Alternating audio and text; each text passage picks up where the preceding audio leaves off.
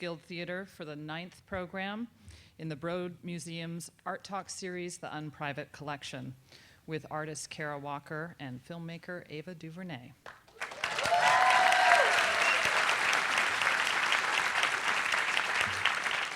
I'm Joanne Heiler, the director of the Broad Art Foundation and founding director of the Broad Museum.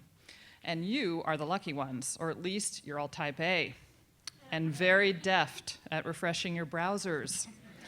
The tickets for this talk sold out in less than 8 hours after their release. Seats have been selling out faster and faster with each of our programs, and we thank you for your enthusiasm. Our Unprivate Collection conversations are designed to present to LA and to online audiences unique cross-disciplinary dialogues between artists in our collections and cultural leaders. They're a preview of the type of experience we'll make available when our museum, The Broad, opens on Grand Avenue in downtown Los Angeles next year. We'll continue to create innovative programming and engage you in a variety of dialogues around the 200 artists and 2,000 artworks in our collection, as well as temporary exhibitions. Eli and Edie Broad have created their art collections over the past almost 5 decades with the intention of making them widely available to the public. And that's why when we open our doors next year, general admission will be free. And we hope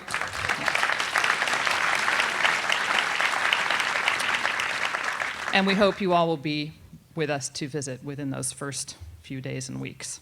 Now on to our speakers, who are waiting patiently. You'll have to wait through a little praise here, I'm afraid. Our conversation today is between 2 incredible women, 2 artists who are right now reaching heights of recognition and accomplishment. Kara Walker is one of the most noted artists working today. Her pieces fearlessly examine race, sexuality, violence, and the legacies of colonialism and slavery. She became known first for her large-scale cut paperworks made in the manner of 19th century silhouettes, but she took this well-worn decorative technique into entirely new and charged territory, depicting harrowing scenes from the antebellum South. And earlier this year, Kara pulled off a rather extraordinary feat. She staged a sculptural installation inside the enormous 130-year-old abandoned Domino Sugar factory in Brooklyn.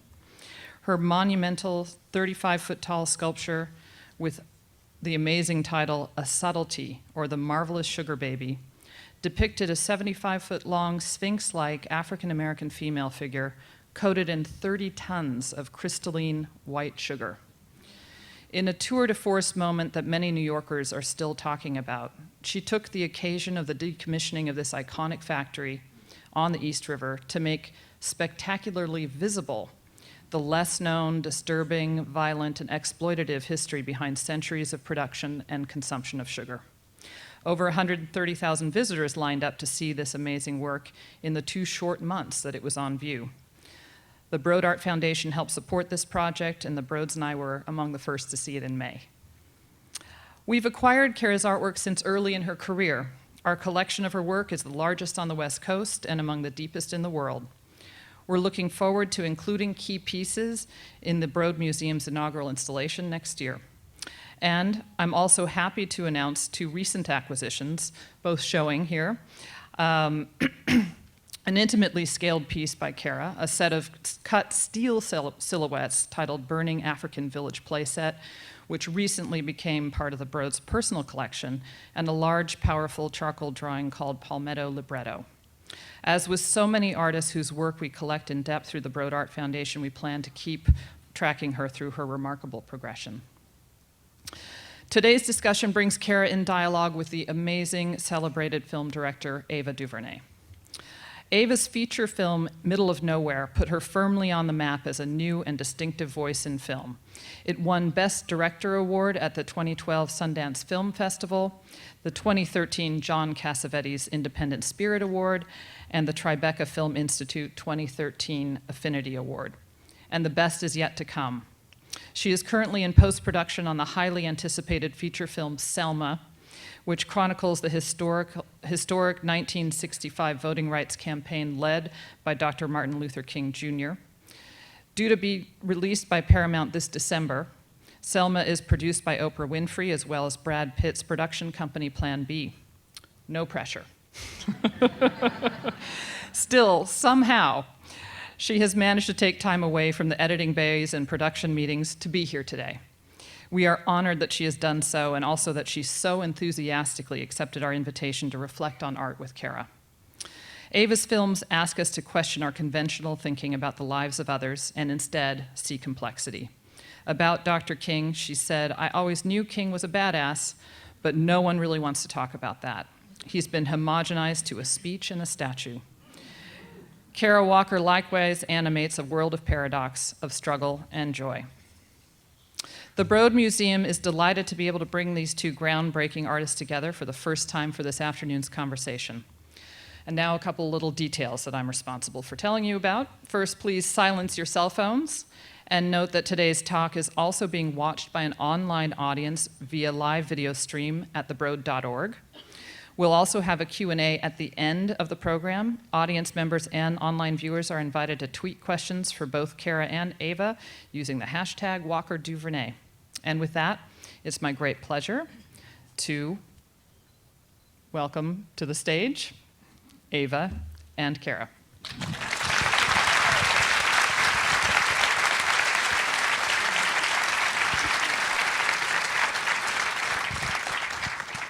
Hi, Kara. Hello. How you doing? I'm good. How are you? Good. Good. I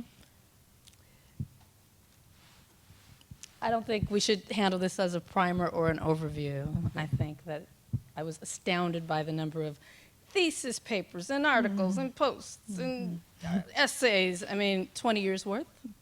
Only so far, a yes. deep dive into every movement you make. So if folks are interested in that, it is at your fingertips. I invite you to Google, and the world of Kara Walker opens up. Everything you want to know about where she's from and how she got here.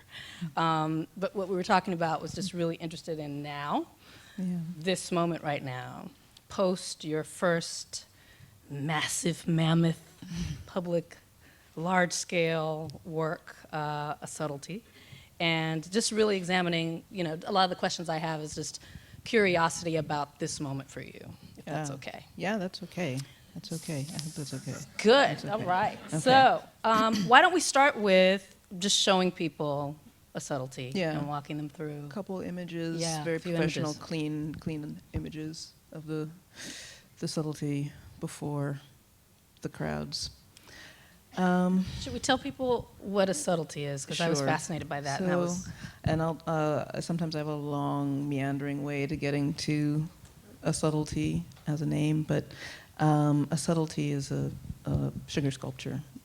Let's say, and it's a kind of medieval term from medieval England. I guess the equivalent would be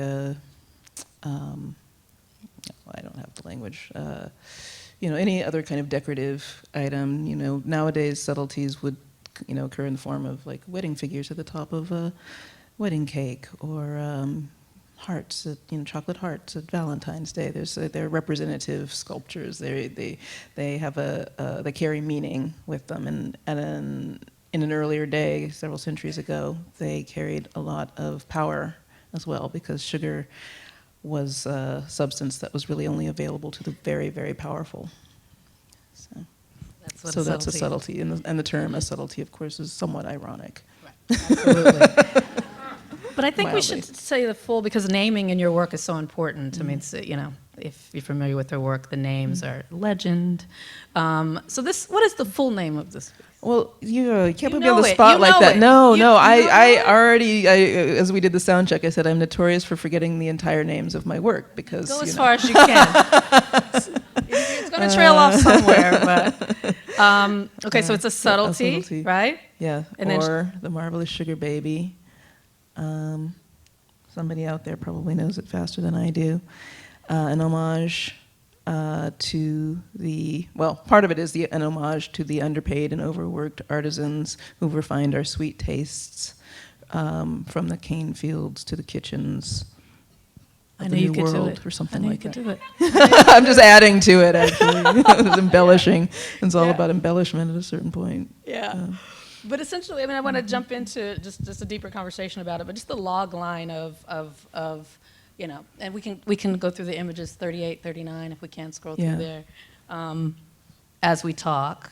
So 38 is a side view, 39 the luscious back view. Back view. Can you walk us through just the overview of what we're looking at here? Well, what we're looking at.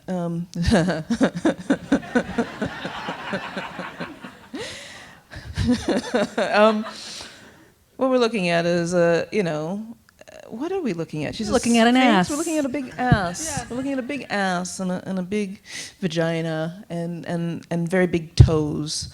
And, you know, in the initial, there were many stages to working on this project, but as I started to kind of realize that this was going to be a sculptural form and that it was going to have to be gargantuan and have to be mammoth in order to include the ideas and situations and histories that I wanted to include. And it would have to be full of contradictions and contradictions about power and where does power, where do we possess it or where are we dispossessed of it. I realized that this form as a sphinx couldn't be a mythological, you know, lion-figured, woman-headed body. It had to be a sort of woman-figured body. And then in my sketches and notes, there were questions about how full-figured, how woman-figured would she be, and it became really necessary, I think, to not forget about what's going on under there. I did get asked by one of my helpers, who's one of the builders, who was carving out the Sphinx. She said, "Why no butthole?" And I said, "I thought maybe it was too much." It's the 35 Just like foot, it's not censorship at that point. I think it's just kind of editing, you know, just kind of a restraint. Yes, we understand. So this work, some of the specs that I know that I will just share before we dive into it: 75 feet long, 35 feet high. Yeah, about 35 feet 35. high. Sugar-coated history, basically, but covered with sugar, right? coated with sugar, coated with just granulated sugar. And I think some of our 40 and, let me see, if I can go through 40, 41, 42, we start to see the boys, the children. Yeah. Talking a little bit about these gentlemen. 45 always breaks my heart. But a bit about the attendants. Right. So as this piece was coming together, and it was kind of at a stage of running out of time, which just seems to be how it always happens, running out of time. It gelled, and I felt that the space as a gargantuan figure is one thing, but a figure that has to be in relation to something beyond just the audience. And this figure is relating to the space, this sugar factory, but. In my initial stages of trying to understand what is sculpture, like not how to do sculpture, but what does it mean sort of right now? What does it mean in a sort of domestic, say, African American specifically context, where does it lie? And so I started kind of uncovering all these kinds of sculpture, like tchotchkes and figures and bookshelf items that are somewhat laudatory, or they have a kind of like a promise of a sort of positive representation of Africanness or African womanness. And so I started collecting those. And then as I went down the line, I found these much more ambiguous figures lurking out there in sort of gift shop sites, and I was like, well, what are they supposed to be? Like it's clear when you have the beautiful African goddess that she's there to serve a very specific desire or need.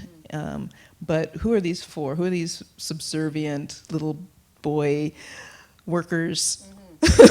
Meant to, what are they sold on the internet? Being so, and why with their cherubic faces, and they're very very sweet, and so they contain some of that longing that sort of pre-exists this moment, this longing for black representation, and yet they're still holding bananas, and they've got weirdly splayed animal-like toes, which we only discovered upon blowing them up to human scale. These are much smaller items, and then when I found those, I was like, well, they could be the subtlety, or they could be rendered in multiple. I wanted to only work with sugar, so granulated sugar, brown sugar, molasses, all byproducts of sugar. I was really thinking about just all the processes that go to turning this substance into this white granulated powder.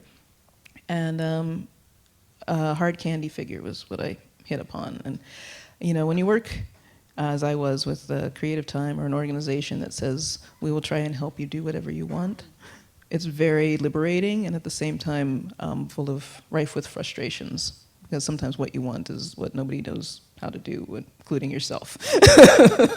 Right. So this little figure is cast out of sugar and corn syrup and heat. Mm-hmm. And was melting throughout the installation. There were intended to be about 12 or 15 of them, and I managed to cast 6, and we managed to show 3 because they were disintegrating and melt. Actually, I think we cast 7. The first one completely melted, and it was all like trial and error, experimenting with something that even sugar sculptors didn't really want to touch. Right. Yeah. Really temporal.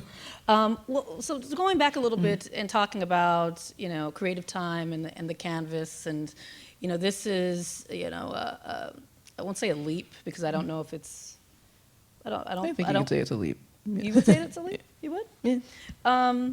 I think it's an extension of your existing storytelling, just on a larger, on a larger canvas. So it's kind of negotiating. Is it a leap or is it, just a natural next step progression? I'm not sure, but I know that your entry point into it was by invitation, right. which I saw a bit of a kindred spirit, a connectedness to, because my current project is something that also did not come initially from my brain, which was very different from any way that I'd worked before. Yeah. I was offered a film. Hey, want to do something about Dr. King? Okay. Yeah. So this was the same thing. It was, we've got this sugar factory and it's about to be torn down, and is there anything you want to do with it? Yeah. And it's a very different entry point to the work than one. what you'd done before. And I wondered how you negotiated that and found your own way there. Well, I think, this kind of, I don't know if you experienced this, but it's well, I can't say it completely spoiled me. It might have spoiled me for future large-scale projects, public work projects, because it went so smoothly. But let's see if I can find a concise answer. When the team at Creative Time approached me, we had 2 things happen. One was I had resisted for a while, and I was like, I'm just doing my own thing. And then at some point they said, well, just come and see the space. And I saw the space, and I felt like this was it. This was a moment. But I didn't know what I was going to do, but I felt this was a moment. And as we continued to talk, one of the curators, Nato Thompson, said, well, we're thinking we could do a series of projects with a lot of different artists, and, we've got all this space and this. And I was like, I don't want to do this. And it was kind of like one of those moments where, you have to face your ambition or your ego or something, or some combination. And I was like, yeah, I totally can do this. I totally can do this. I don't know what I'm going to do, but I totally can do this. No doubt, no room for doubt until after, for 8 months after. But it's interesting to have something sort of thrown on your, have a challenge thrown at you. Right. And particularly if there's, half of it is sort of built already. I don't know if that was the case with you, if you had a script or something that was already kind of present, and you're like, okay, now how do I make this mine? How do I understand this space and what I do, and the history of this space and the history of my work, and the difference in audience? There's something about when you're kind of in it, in the art world, or maybe even in the indie film world, and you kind of have an idea, or you have sort of set responses or set histories that you're working within, and then when you break that open and you're like, oh, this is for everybody, potentially, potentially, everyone in New York or everybody in the world, but it's hard to find the limits of what kind of viewers going to, people don't understand my work, they're not familiar with, public sculpture, there's a lot of open-ended question marks. Right. I mean, I think that there is a lot connecting the idea of making small independent films, which I did, or do still, and the cutouts, the silhouettes, the intimate, handcrafted kind of very detailed work, and then kind of this leap or next step into. It's just short of, a lot of times I see it just short of an assignment is what it was, which is a completely foreign way of of working for me. I mean, it was. The framework was there. Do something in this building. Yeah. The framework was there for me. This is the guy you've got to follow. Right. Which is completely foreign to the way in for you. And it can be, I actually found it this time around was the time that it worked. It hasn't happened often, but one or two times in the past, somebody said, well, we have this sort of space or this sort of public venue, and then it's sort of this weird vetting process where, 1,000 other people have to get involved, maybe like producers in your case, and they say, oh, no, we don't like that, or that's not like the work that you usually do, and then I say something rude.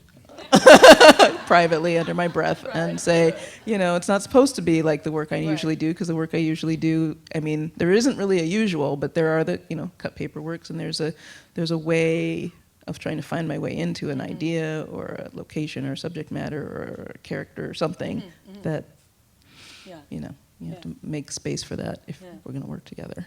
Yeah, absolutely. So you're there, you've said, I got it, I'm going to take the whole spot. Dude, give it all I to can me. do Yeah. it. They say, okay, you're like, holy snacks, I got to do it. And all of a sudden you're working with forklifts and cranes and just the toys. Yeah. A lot of times for me, and it was the same thing on Selma. My last film was $200,000. This film is like tens of millions of dollars. and so at some point I said, do I even need all this stuff? Like, I know how to tell the story like this. Right, you know what I mean? And I feel like it's just as effective. And then I think, wow, that type of storytelling or that way of telling the story was born out of a lack or a limitation. Right. I've come to like it, but do I force myself to break out of it, which is what I've done on this. Right. What was the experience like scaling up, directing a crew of men with hard hats? Definitely a challenge for me coming out of, I have a studio space that's a decent sized studio space. But it's just me, and I have a studio manager and a studio assistant now who's came on in February, and like people who come in intermittently to help with small projects, but never a crew. Was never in a place where I felt comfortable like directing people. I wanted it to be sort of small and intimate, even with these sort of cut paper puppet videos that I've made. When there was a crucial scene that I didn't want anybody else to be a part of, I would just do it on my own. Clear the set for the puppets? I cleared the set. That's fantastic. Yeah, no, it's just kind of like, I don't know how I'm going to show this with other people nearby. So, actually, what I found is I couldn't arrive at that scene with the other people around, because it was just like, who am I doing this for? Right.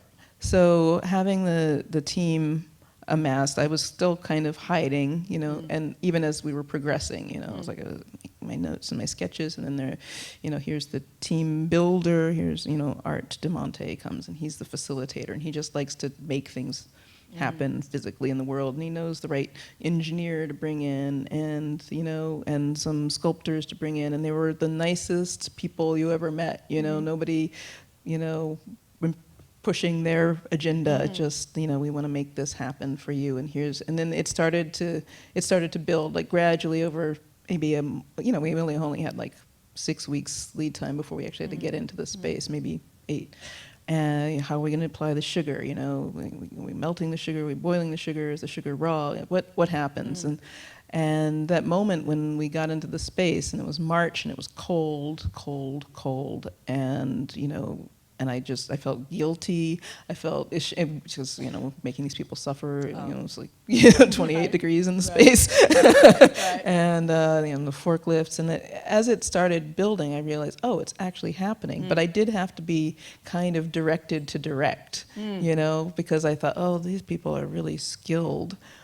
They can work the forklift and go up on the cherry picker, and and I'll just hang back over here and just doodle, it should be looking like that, and they're like, no, really, this is yours. And I was like, it's much bigger than than my thing. Right. So what was that moment? Was there a moment where you actually stepped into? Well, yeah, and stepping into it's always collaborative, It's like, well, can we do this in this way? And, yes or no, this isn't going to make sense in, because we've got, the sugar boy fabricating team over, working over here, right. And, they're figuring things out on the fly. So, it's always collaborative, sure. It's like, can we add a little bit of this? And Sure. or not. Okay. Yeah.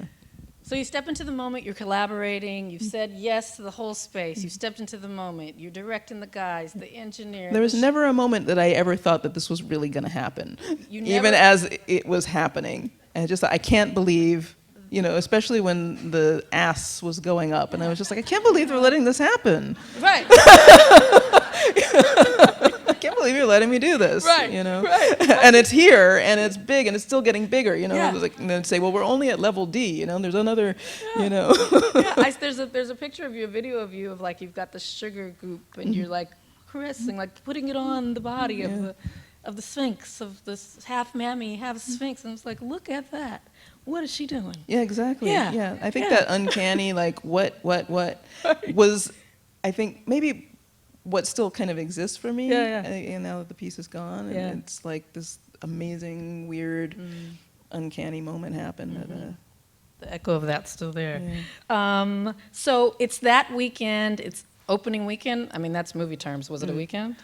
There was a lot of little Okay, openings. There was so- a gala first, and then there was the opening weekend. All right. So the idea of opening weekend. So it's the opening, and is it 8,000 people? People were lined up around the block. The first weekend was more like 4,000, I think, Okay. 3,000, Just 4,000, four? which was a lot. Okay, just Yeah, four. yeah. At that time, I was like, wow, that's a lot of people. Right, it's a lot People of don't just people. come out to see shows. No. And they No. were only open on, Friday, Saturday, Sunday, and then there would be some like little VIP things thrown in and during the week. Yeah.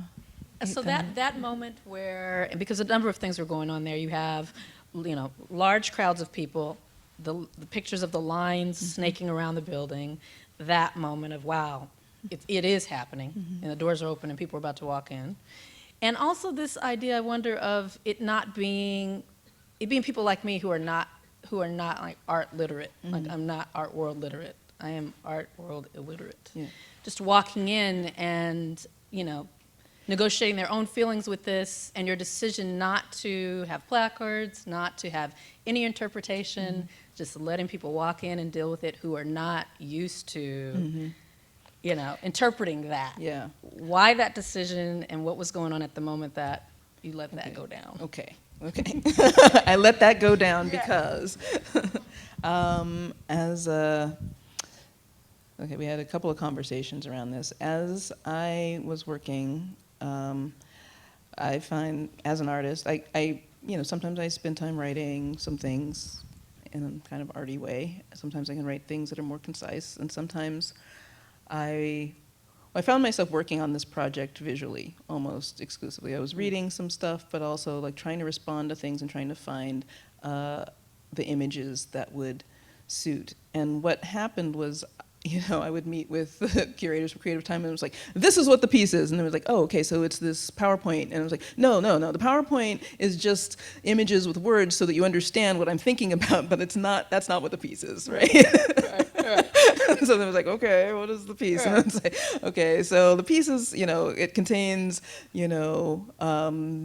this set of ideas that starts at molasses, because this building is like coated on the inside with molasses and raw sugar. So it starts with molasses, and then it dovetails with, environmental destruction and commodities and commodifying of bodies. And then and it's about like distilling, it's about, boiling, and it's, as I kept coming back to like this physical kind of like process of like processing this thing so that it would become this product that's still kind of a waste product in the end, and it's still kind of contested. Sugar is contested, but it had this, there were these moments where I didn't have a thing, but I had these ideas that I wanted a thing to contain. And okay, so I'm getting to your question. So the sort of moment, the reason that a subtlety happened as a subtlety was, after doing some reading and realizing that, there are ways that sugar was used to employ ideas, right? Okay. And I also realized that who is the who's viewing this work, who is the public, and this public is, again, not necessarily an art viewing audience, but also a sophisticated audience, an audience that may be able to get some of this, but not all of this. And I assume that with all of my work, that I make these cut paper silhouettes and these shadow puppet movies with a kind of a view towards the broadest possible audience that I could, imagine, not just an art audience, but with a, fully cognizant of, things that have come before me in art and responding to that as well. So, what is a location, right? Before this was a sphinx, it was like, what is an idea what is something, an object that contains the idea of ruins and spectacle and civilization and slavery that everybody knows, whether or not they've seen it. Right, right. And I was like, oh, a sphinx, sphinx. And it was just like a little glimmer of an idea. It seemed kind of silly. It actually still seems pretty silly. And why not a sphinx? And so I played around sketching it for a little while. Why not a sphinx? And the more I thought about it, the more I thought, this is something that, it is legible on so many levels. And what I adore, in a way, about art experiences is that it is a nonverbal experience. And what I abhor a lot of the time is the way that, museums and institutions have to educate. And I know that it's their mission, but there is something that gets lost sometimes when there is too much information at the outset. And I wanted, if this thing was going to be mammoth, then it was going to overwhelm even, the faintest possibility of like descriptive. It's like why I couldn't write it down, like why I kept having to kind of like explain it in, in storytelling or in, these kind of other sort of media that would kind of like get to the heart of it. But I could never arrive at the heart of the thing through placards or language. So that said, there was a lot of stuff that got put on the website through Creative Time, and there was a lot that and a lot of other conversations about, well, should we integrate the the PowerPoint that you made, or should we have a space set aside that has the explanatory text, or should and there were moments when I thought, well, yes, but it starts to feel didactic and it waters down this like boom experience. Now, what happens after that? That's my next question. Yes. So by not giving it that context, or not, kind of declaring any kind of specific intention, or, I mean, you have people that are walking in that are coming from all kinds of different walks. Everyone was in there. Yeah. They're reacting to it with their own set of, some things vile, some things their own socialization, and it's alarming.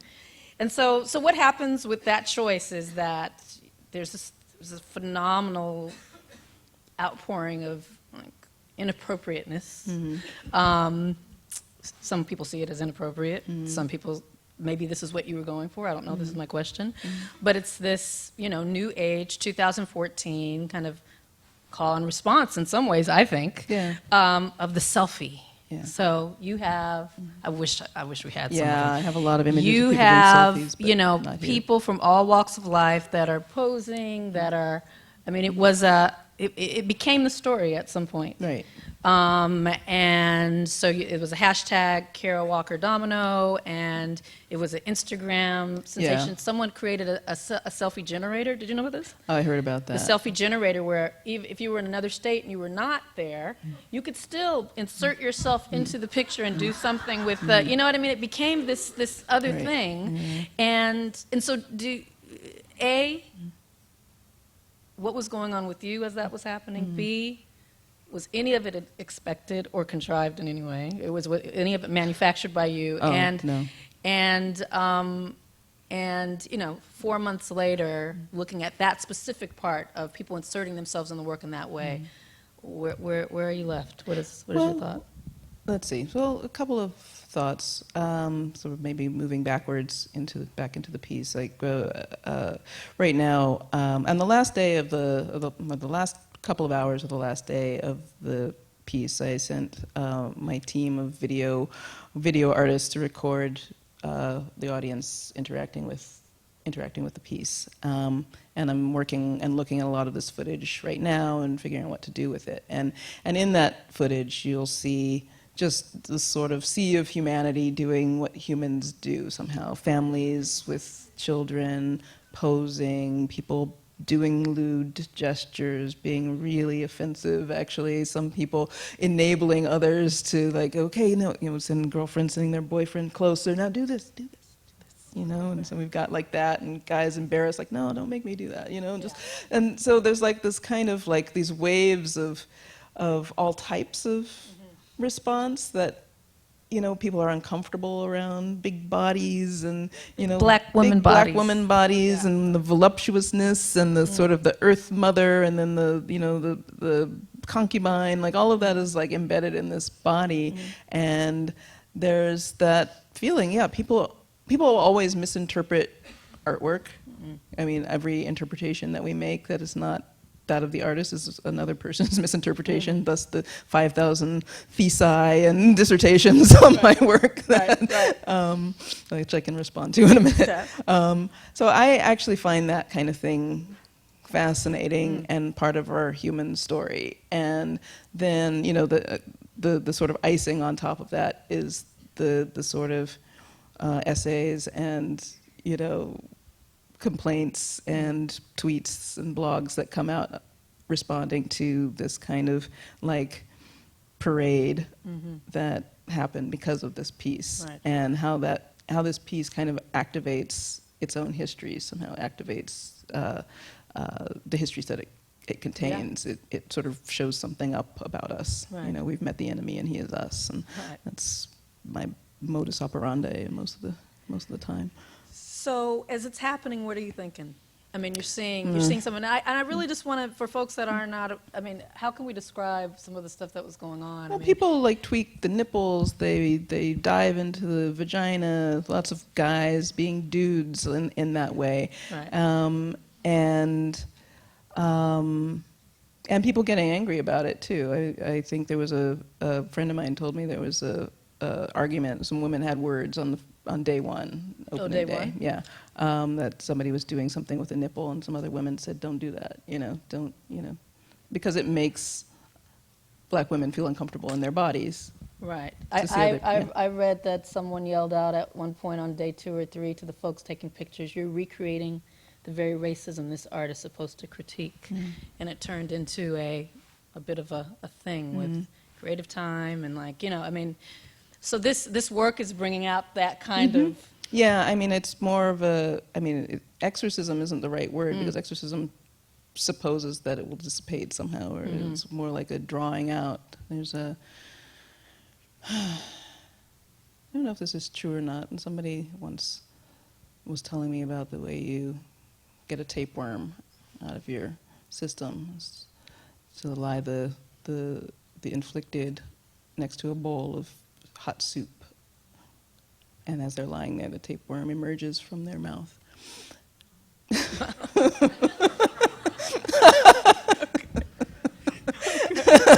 It's a little something like that. It's the stuff is there, you know, and I think it's more alarming. I mean, it's alarming anytime you experience or re-experience racism and racist acts, and it's alarming when you want to wish them away also, you know, just as problematic. I do both of those things. Right. You know, but one of the critiques of folks, and I think there are a lot of kind of black cultural critics and just, you know, black folk in the space who, you know, have throughout your career had questions about intention, you know, intention and kind of black faces and white spaces, like, you know, and how you're negotiating that and what you're playing with and what's purposeful and what's unintentional just as a result. And so with this specifically, you know, because I saw something early on where you had said, and we talked about it a little bit, that when you approach it, there was a feeling of reverence that some people felt, but other folks felt just very comfortable around this black woman's body in this form to just be inappropriate and do whatever they wanted. But when I see people being inappropriate, I don't think of them as being comfortable. But maybe that's because I was spying on them. And I didn't know it. So which leads me to the question, while all this is happening, your piece is there, we've gone through the moment where you say, I can do this, I'm going to occupy this full space. You're directing, you know, you're the artist, you're the center, and you're directing all of these people to create it, and it's going up 5, 6, however many stories it is, and 4,000 people come, and you're in the moment, and it starts to become this other thing. Where are you? Like, literally, are you Where because you stopped coming physically? around. You Well, I couldn't Yeah. actually. I tried, like the first, or maybe first or second day or something. I went out there, and it's like I can't be there in a way. I couldn't be there because it was a distraction Sure. somehow. But on the other hand, people came up to me. People had questions. People cried. People hugged. People. I mean, and it happened multiple times, so I'm not calling anybody out, but, that I went there and then somebody was in tears and approached me and said their words and then took a selfie with me. And it was all like, well, all of a piece. And so it's like, it's not sort of any one thing, it's kind of messy, Right.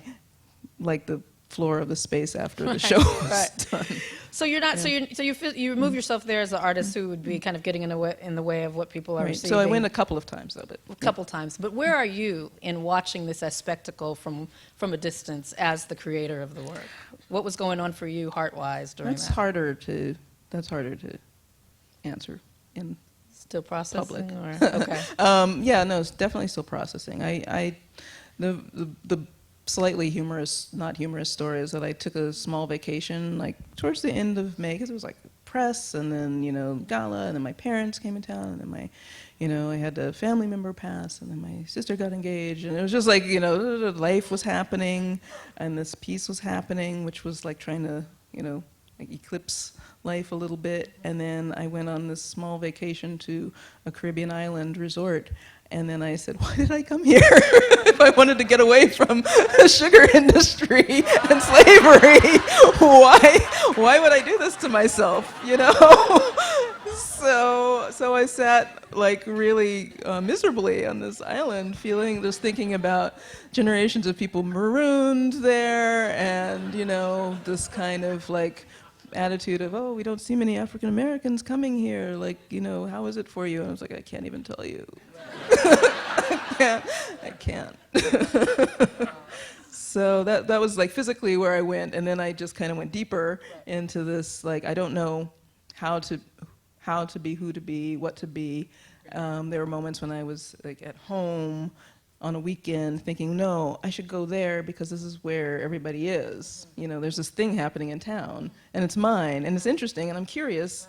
And then I would go, and that would, again, it's like a sort of weird toxin that goes into the space, and like, people want pictures, people want to ask questions, and then people get competitive, and then they're like, no, I was here first, and I'm just like, this is not about that.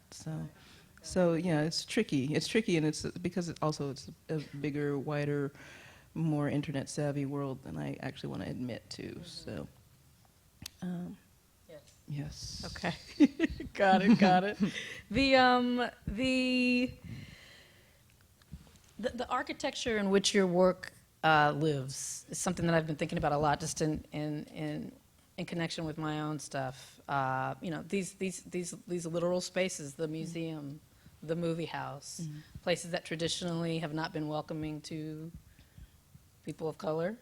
And I think that's been a question a lot with your work as to how much, I think at one point you had said something like early on in your career, you struggled with the idea that people were projecting onto you of you sidling up to white power or these structures.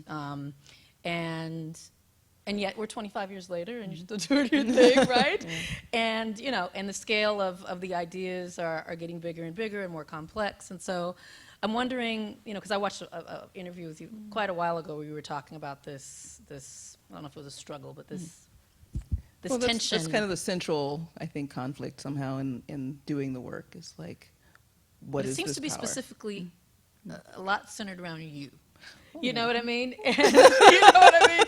And your work. I think that there are other artists that this critique is bypassing them in somewhere. People don't feel it's applicable. But just wondering. I mean, you've been taking that for a while, and how have you seen that as nourishing you or not? Because I just see the work and the ideas growing and becoming more. They're kind of blossoming from this place of this questioning, or I don't know if that makes any sense. I think it does. I will speak in my circuitous way. Yeah. I'm about to get myself in trouble. I was thinking, oh, I kind of operate from this like the space of black privilege, and just like I never thought about it as a thing till recently, because everyone's talking about white privilege, and I was like, no. I think because of some of the circumstances of my my growing up. My father's an artist. He's an educator. He really put a lot of stock and a lot of faith in people's ability to understand themselves and be free in that somehow, and without a lot of instruction in a way, and certainly not a lot of chastising. So I think that some of the some of the ways that I work are kind of with the understanding, perhaps incorrectly, always aware that it's probably an incorrect assumption that I can do what I want within my work, and within and that if I and that something about my being here, being a woman of color, and experiences that I've had, that's going to be in the work. When I was younger, I didn't want that to be the case, and Swans. Swan, yep, moved away from all of it. I was a kid, though, Let's be metaphorical about it. And then when I got older, I thought, well, isn't it funnier to just be completely direct about it, because everybody hates that, And then, of course, the question is like, what is direct, and the direct address is always kind of predicated on these other preconceived ideas and stereotypes and notions and fallacies that I had incorporated into my psyche without realizing it. So there's a lot of, the work that is, part self-examination, as it is, kind of like picking apart these, like, how do these images, ideas get there? How do I respond to them? And am I responding to them in a voice that's mine, or is it, sort of universal, or is it uniform, or, things like that. I was just going to jump to something, because we said something earlier. This is not visually stimulating, but slide number 23, 24, 22, 23, 24. Just because we were talking about other people's perceptions and dissertations and things like that have been circulating. I had an artist colleague sort of, she also pointed it out to me in that voice, like, there are so many people writing just about your work, and it's shocking, and it's kind of galling in a way, because there's so many other artists who are working. So, in my effort to be the universal black woman artist, as we all are, as we all must be. That's right. All thanks to all. I wound up doing a show that was just a series of drawings for potential book covers for other people's dissertations on my work. So nobody's really taken me up on it, but I just thought I would just kind of like, okay, here's, there's this, and, so each one was kind of my own dissertation, but in the end, like an offering to... Are you reading that stuff? Are you consuming any? I can't, no. I don't think that would be complete. I mean, sometimes early on, people send me things, or like there's an article or something, but it's, I don't know. I don't You're not want to be engaging defined. I don't want to be defined. Right. I don't know I've been defined. Okay. Okay. Well, you know that you're being defined. You just don't want to participate. So Well, be definite. Okay. How do you defend your heart from some of that stuff? I mean, because it's early on. I don't know if folks are familiar, but it was. It was right. So she won the MacArthur. She's a MacArthur Genius, and that happened when she was 27. What was it, 1997? Yes. And so you were the youngest? At that time. The youngest at that time. Then, yeah. And and there was a reaction to that from some elders in the art world, specifically the black art world, specifically the black woman art world, about the image making and storytelling that you were sharing. And I just put myself in that position, and I think I've never had that kind of.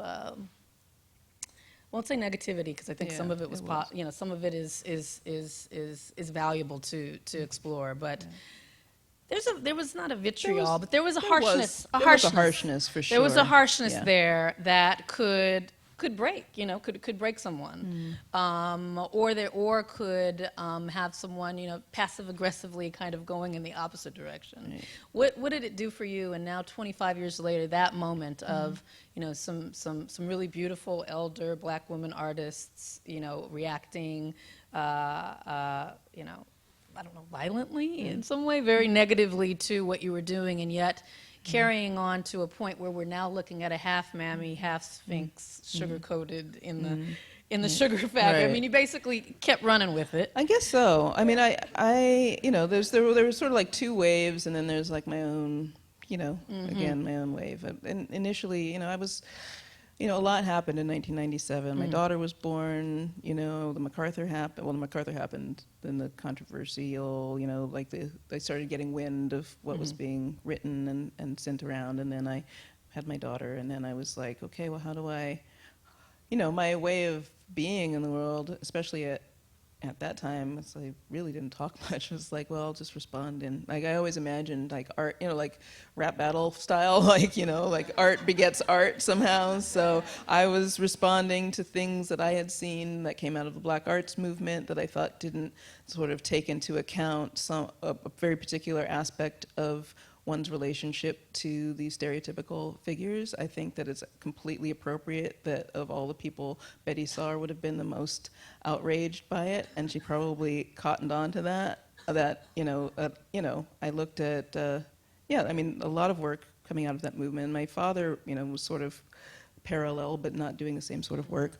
And, but I, felt like I was familiar enough with the making and with I was becoming more familiar with these stereotypical images to the point that I thought that what happens when you yourself, an artist, claim some kind of agency over those images? I mean, I don't think that that's that different than being, white toy maker in the 19th century making, that toy in the first place. Like I just, as an artist, one of my kind of central conflicts is around the agency that I may or may not have to make something in the first place. Not whether or not it'll be seen, but whether or not in, plastering something, whether assuming that this blank piece of paper is blank enough for me to just do, be a master to it, and so I think that dialogue with, my agency and the projected subjectivity of the paper is like the core problem of how can I, a person who believes in freedom, make these figures do my bidding. I think it's cruel and unfair, and I don't think that it's right as an artist to assume that just making that mammy figure be a warrior is suddenly transforming her. You're still making her do something that you want her to do. So that was maybe central and probably totally unspoken until this moment, to that. So to that end, it was completely necessary, I guess, that, this, thing opened up. Now, the way it opened up was there was vitriol, there was rage, there was, some name calling and some things like that. And I just, I don't really traffic in that arena so much. So I retreated into motherhood, and I did a lot of drawings and tried to respond in the way that I knew how to respond, which was sort of writing and drawing, and eventually kind of arrived at an idea that you said call and response earlier, and I said, well, that's what this is that when you sort of besiege a viewer with this imagery, it just sits there, which I think is fascinating. That's why I did this big piece. It just sits there, being, and it's unsettling, and a viewer needs to be able to talk back to it, and they need some response back from something, and that thing just sits there. So that's, my understanding now is that it's a part of that process of, calling out, and if it means calling out the artist who made it, calling out the thing that it is, calling out the culture that produced the circumstances for the making of this thing, then, I mean, it froths over. Sure does. Do you feel like not seeking, it's the wrong word, but as you're making things, is there do you consider that the controversy around your work has become a part of your work, and are you incorporating that and consciously not trafficking, but consciously incorporating that at all? I mean, almost everything you do is eliciting some kind of response. It's a response, but I don't. Yeah. Sorry. But you know it is going to. No? I'm naive. No, I mean, I.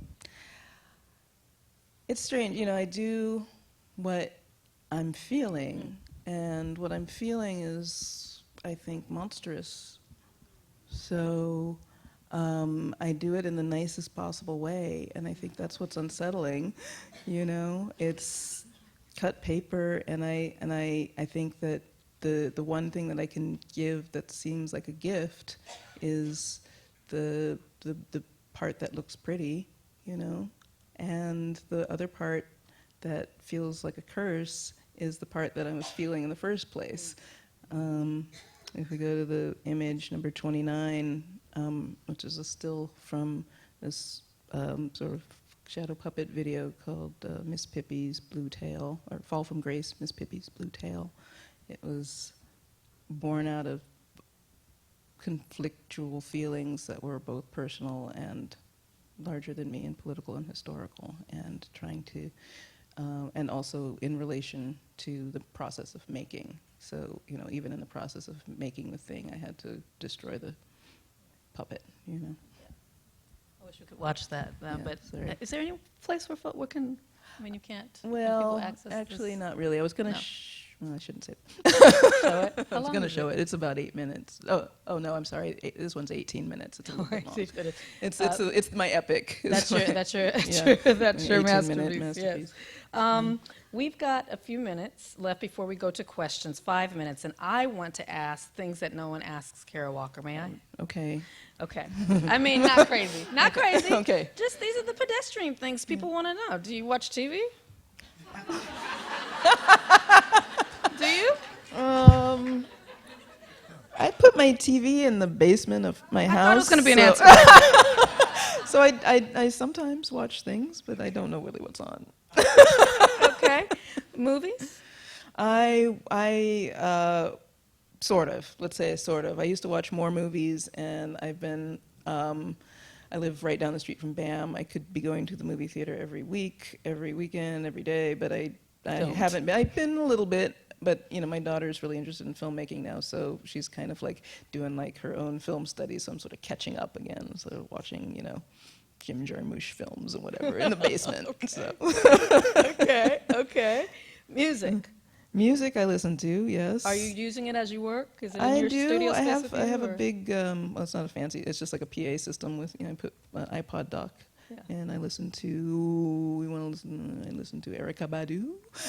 I listen to Beethoven's Moonlight Sonatas over and over again when I'm working. Mm-hmm. I had a phase where I listened to D'Angelo's Voodoo for like 4 months, and then I was Just on a loop.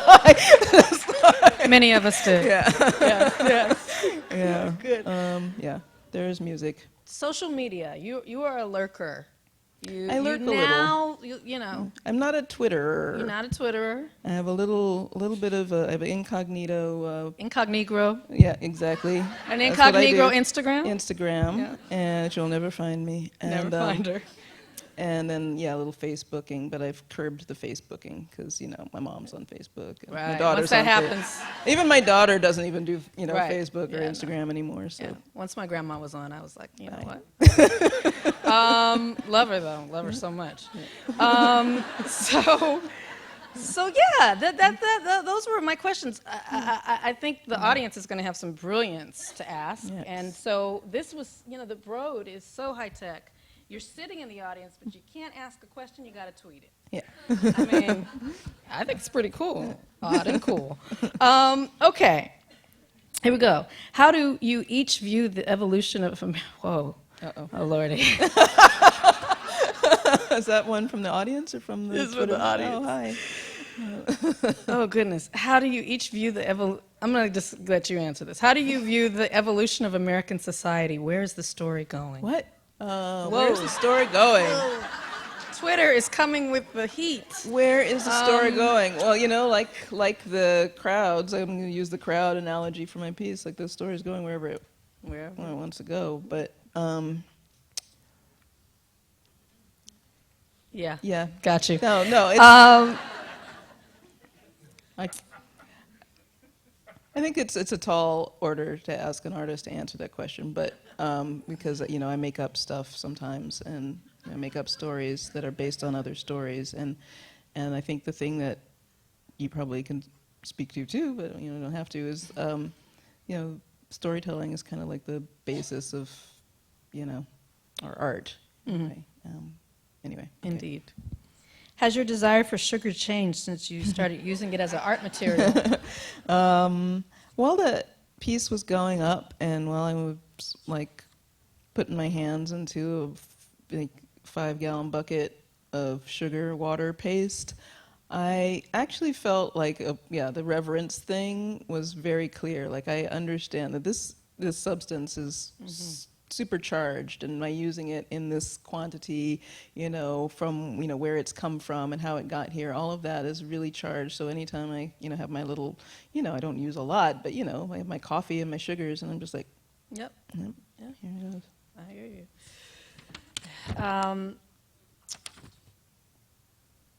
This is a question for me. Has creating your own television series ever crossed your mind? If so, what it would be? Yes, I am. And wait till you hear what it's about. Few weeks, you'll know. All right. Let me see. Do you feel like your art is always being looked at as being made by a woman or by an African American, and how do you feel about that? I feel, sometimes those two seem to be mutually exclusive. It seems like people's like, I'm an African American artist, and then sometimes I'm a woman artist, and I'm always shocked because I'm less frequently a woman artist than I am an African American artist. Yeah, Right. and not always all of those things together. Yeah, no, I find it to be true too. Yeah. How do you feel about it? How do I feel about it? These are simple questions. Just Yeah, very basic. that's okay. Very basic Yeah. questions. How do I feel? Feeling is a really big thing. Let's just say that feelings come and go. They're hot and cold and various temperatures in between. There are days when I feel completely resistant to it. There are days like talking about controversies. I had a piece up that became controversial in Newark in the library, and I had this feeling that nobody knew where it came from, and it seemed really vitally important that these women in the library knew that it came from an African American woman. It wasn't just some random, Right. beraded, bearded artist who Right. just came up with this thing. Context. So yes, context. So yeah, but I always kind of feel like I'm the little me that that I was when I was little and wanted to make art, when I'm actually in the process of making it. Like the thinking about it and the fretting and what to do next and how do I get to do this, all that stuff. It becomes influenced by the who and the what is it that I am, and how is it that this work is going to be undermined by somebody who thinks that my blackness and my womanness are not valuable, and then I have to override that, and that's a lot of extra work that you don't really have to do. You shouldn't have to do. You shouldn't have to do. Yeah. You shouldn't have to do. Can you see the physical sugar sphinx separate from your explorations around the work? Can they be two works? You have an MFA, so I'm going to let you I don't know if I decipher what understand. that Can you read that one more time? Can I see the physical sugar sphinx separate from your explorations around the work? around my other work? Can they be two works? I'm just going to jump in there. So the physical sugar sphinx is gone. She's gone. She exists as a digital file somewhere. She exists on 10 million Instagram That's right. pictures and conversations that people had and memories that people shared from being in that space. The space itself, oddly enough, doesn't seem to have been torn down yet, Not yet. but I've been waiting for that. Right. It's interesting because she's a myth and like a memory now. Yeah. You know, it's Yeah, which I think I was kind of yeah. going for, even Yeah. as I can't say I was unaware that there would be millions of pictures taken because we live in that world. I just wasn't aware of just how many gazillions of, Right. like you don't know what that looks like until you see everybody go right, right. Yeah. over and over and over. And it, as far as, the rest of my work and where that goes from here, I mean, I don't know. I know that this sets a precedent, a new, set of ways that I can think about working. I don't know if it means it's a sculpture, if it means it's about tackling a challenging space in a different way and then finding my way into that space, and like finding a solution. That's good. Yeah. They say with filmmaking that once you get a big budget, it's hard to go back. And everyone tells me, you'll never go back to make a film for $500,000 or $1 million. Now that you've played with the big toys and tasted the fruit of the studio. So I pose that question to you. Do you think would you be satisfied? Would you find satisfaction in not going back, but the more kind of handmade work? Yeah, no, I do find satisfaction. Even, my biggest shows before this were, sort of large cut paper Right. works that always felt like too much and too many different possibilities and anxieties presented in the work. And so I always wind up going back and sitting in my studio and finding the studio too overwhelming, and then, just trying to find an intimate understanding of what it is that's interesting to me by writing or small And still being small able to find drawings. joy in that Trying to as be well. in touch with it. Yeah. That's really important. Yeah. Can we expect to see the woman Mammy Sphinx in any of your future work? Is she going to be recurring? As the Sphinx? I don't know about as a Sphinx. I mean, I have a show coming up that has a lot of preparatory notes and drawings for this piece. That's exciting. And I wanna see that. that's probably it. Where if she's gonna emerge out of my subconscious periodically, We'll have to see. We'll have to see. Yeah. Would you ever switch it up in the future and move your art practice into a new direction? I just That's what did. you did. Yeah, I just I did. think she did that. If that's are you going to always make work about race? I don't think that's a question that is really what, I think the work is doing some other things that are about power, and it's filtered through a lens that I'm familiar with, which is racialized and sexualized expressions of power and control and loss of control. Power, subjugation, dominance, Yeah. white Yeah. fear of And, the black and then I body. can suggest other works that you can look at that are about other things, but I Sure. won't do that right now. Okay, good. Let me ask, because we have, how many minutes? 2? 5?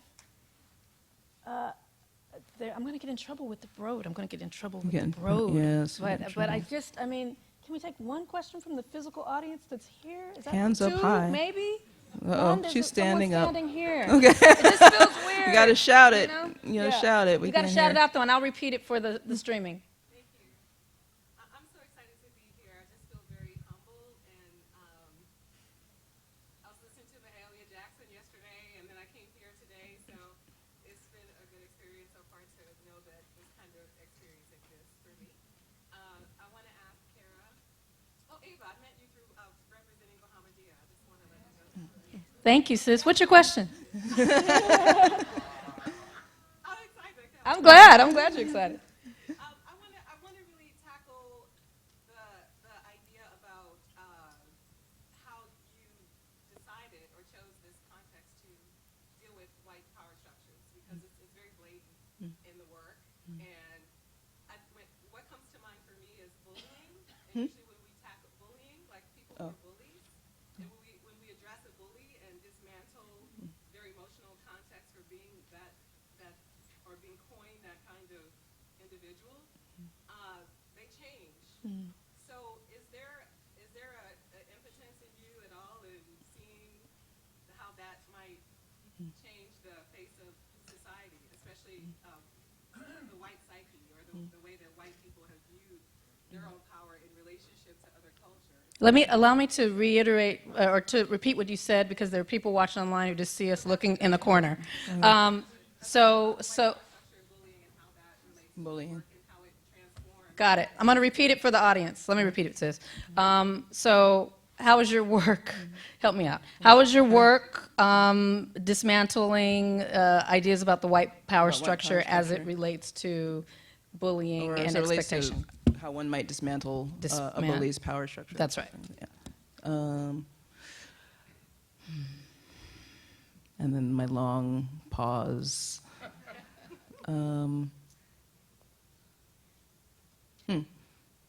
Well,